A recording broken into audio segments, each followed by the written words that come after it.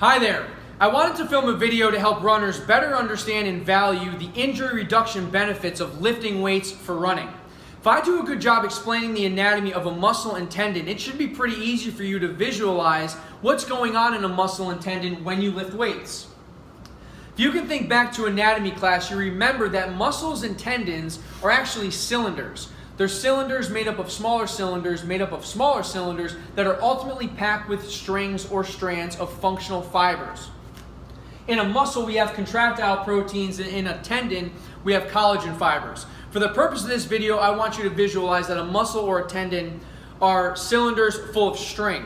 When we lift weights, when we work out, we are breaking down that tissue to a survivable degree. In the coming weeks and months, your body responds by adding more tissue to those bundles. So you can see here, if I add more string between my hands, this unit becomes harder to pull apart. Your muscles and tendons become better prepared to accept and disperse the stress of activities like running. Second to the improvements in integrity of a muscle and tendon are improvements in elasticity. Now, this is one of the main goals of an athletic strength training program, is to improve the elastic performance of the athlete.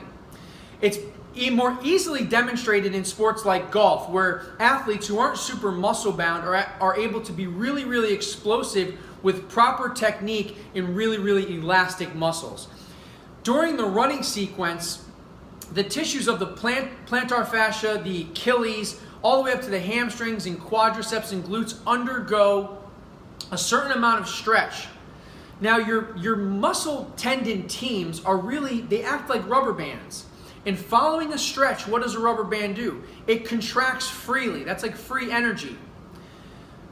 Following strength training, all right, I want to use these resistance bands as an example.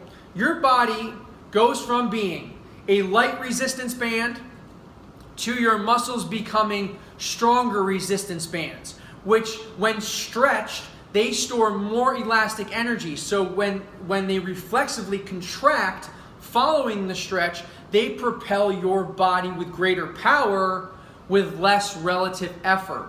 So the muscles and tendons of the calf complex and the quads and the hamstrings and the glutes, and even the torso, which is rotating during the running cycle, all act more elastically to power your skeleton with less effort. I hope these visuals, from the cylinder to the strings to the elastic band, give you a better idea of the benefits of strength training for runners.